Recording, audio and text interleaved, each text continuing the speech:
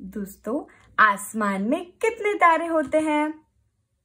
आपको इसका जवाब मालूम है? नहीं? तो अगर आपको इसका आंसर नहीं मालूम है तो आपका आज का ये वीडियो देखना बहुत ही ज्यादा जरूरी है, क्योंकि इसका आंसर आपको इसी वीडियो में मिलेगा।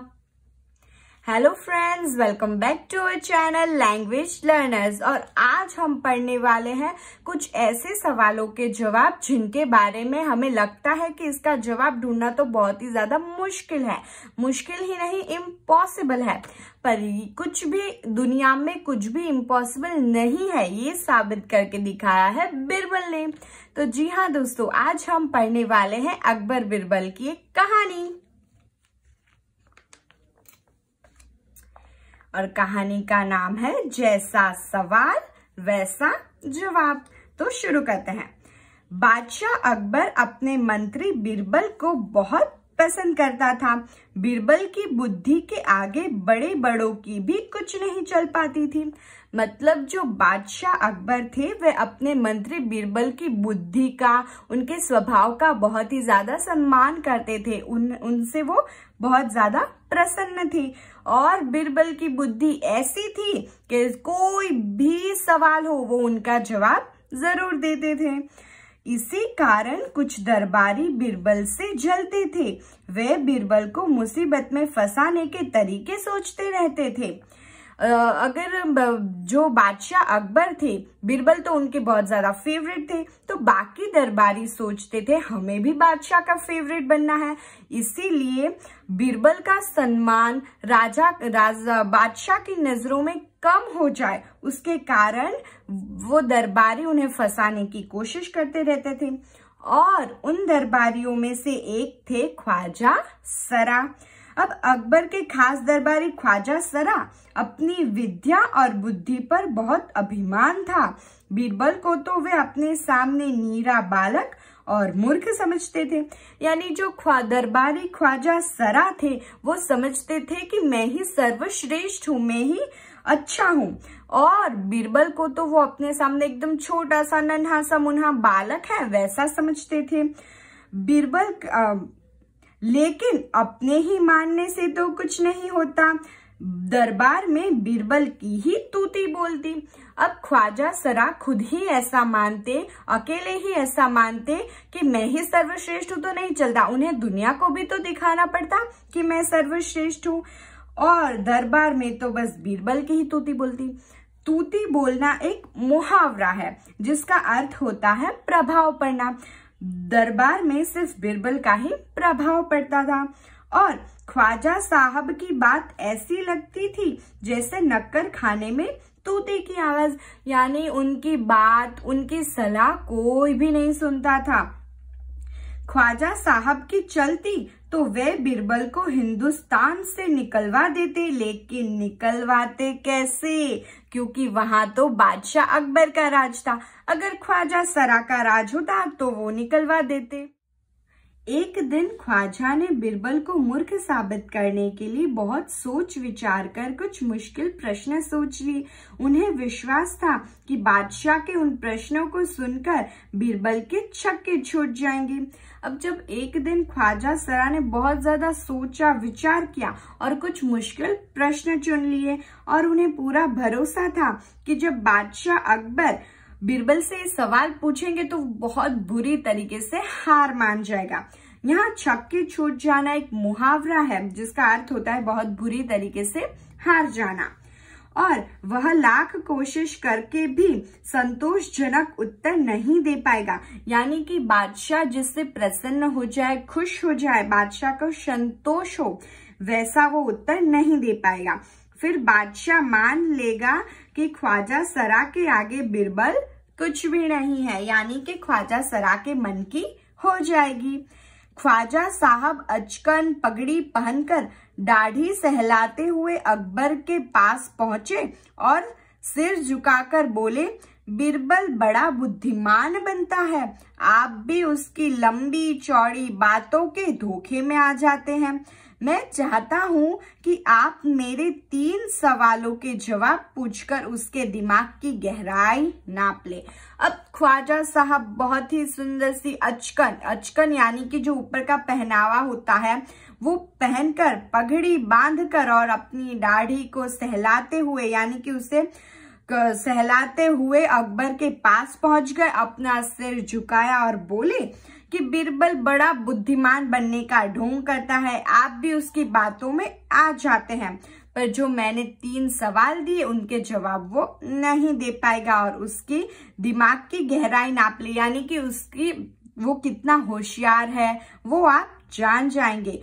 उस नकली अक्ल बहादुर की कलई खुल जाएगी यानी कि कलई खुल जाना एक मुहावरा है जिसका अर्थ होता है सच्चाई का पता चल जाना। तो ख्वाजा सरा ने कहा आपको वो होशियार नहीं है, वैसी सच्चाई पता लगेगी।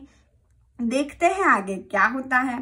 ख्वाजा के अनुरोध करने पर अकबर ने बिरबल को बुलाया और उनसे कहा, बिरबल परम ज्ञानी ख्वाजा साहब तुमसे 3 प्रश्न पूछना चाहते हैं, क्या तुम उनके उत्तर दे सकोगे? तो जब ख्वाजा सरा इतना अनुरोध यानी इतना आग्रह कर रहे थे तो अकबर ने बिरबल को बुला लिया और कहा कि ये आपसे 3 प्रश्न पूछना चाहते हैं, तो आप क्या उनके उत्तर दोगे? तो बिरबल बोले, जहांपना जरूर दूंगा, खुशी से पूछे। और बिरबल ने कहा कि मैं इसका उत्तर जरूर दूंगा। ख्वाजा साहब ने अपने 3 सवाल लिखकर बादशाह को दे दिए। तो आइए आज हम भी जानते हैं कि वो 3 सवाल और उनके जवाब।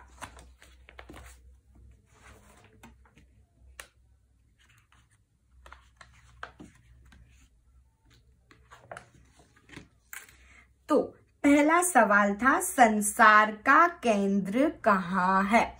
अब ख्वाजा सरा ने बिरबल से प्रथम प्रश्न पूछा कि जो संसार है, जो पृथ्वी है, उसका बीचों बीच वाला हिस्सा यानी कि उसका केंद्र यानी कि सेंटर कहाँ पे है? तो बिरबल भी बड़े अक्लमंद थे, उन्होंने जवाब दिया कि यही स्थान, यदि भरोसा न हो तो फीते से सारी दुनिया नाप ले। अब बिरबल ने राजा अकबर को जवाब दिया कि हम जिस स्थान पर अभी खड़े हैं वही स्थान दुनिया का केंद्र है। यदि ख्वाजा सरा को मेरी बात पे भरोसा ना हो तो फीते से यानी कि पूरी रस्सी से ये सारी दुनिया माप ले।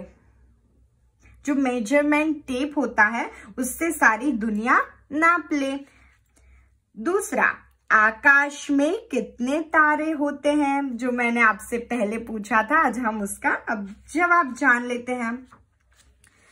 तो उसके जवाब में बिरबल ने क्या किया? तो बिरबल ने एक भेड़ मंगवाया और कहा, भेड़ के शरीर में जितने बाल उतने तारे।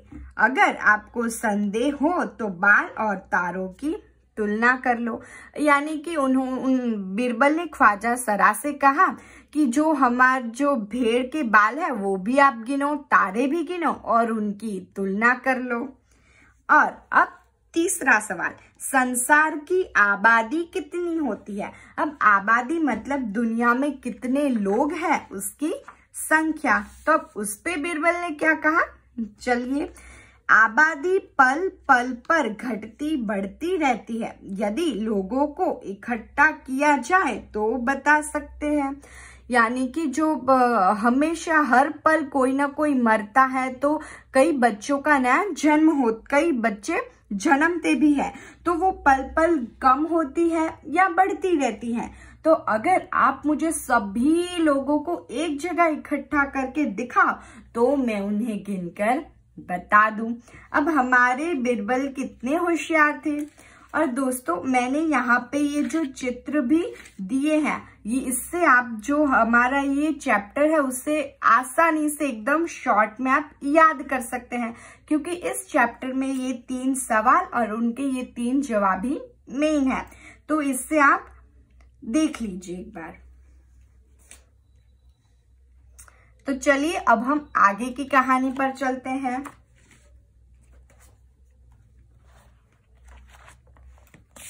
अब तीनों सवालों के जवाब से क्या हुआ, ख्वाजा सरा संतुष्ट हुए या नहीं, चलिए देखते हैं। अब बादशाह तो बिरबल के उत्तरों से संतुष्ट हो गया, लेकिन ख्वाजा साहब नाक भौं सिकोड़ कर बोले, ऐसे गोलमोल जवाबों से काम नहीं चलेगा जनाब। यानी कि बादशाह अकबर जो थे वो तो संतुष्ट हो गए, प्रसन्न हो गए, पर ख्वाजा साहब नाक भौं सिकोड़ना एक मुहावरा है जिसका अर्थ होता है नाराज होना। नाराज होकर बोले कि ऐसे गोलमोल यानी कि घुमा फिरा कर दिए जवाबों से काम नहीं चलेगा आपका। तो बिरबल ने जवाब दिया, ऐसे सवालों के ऐसे ही जवाब होते हैं, पहले मेरे जवाबों को गलत साबित कीजिए तब आगे बढ़िए। यानी कि बिरबल ने तो कह दिया, आप अगर साबित नहीं कर सकते कि मेरे जवाब गलत है तभी आप मेरे पास आइएगा।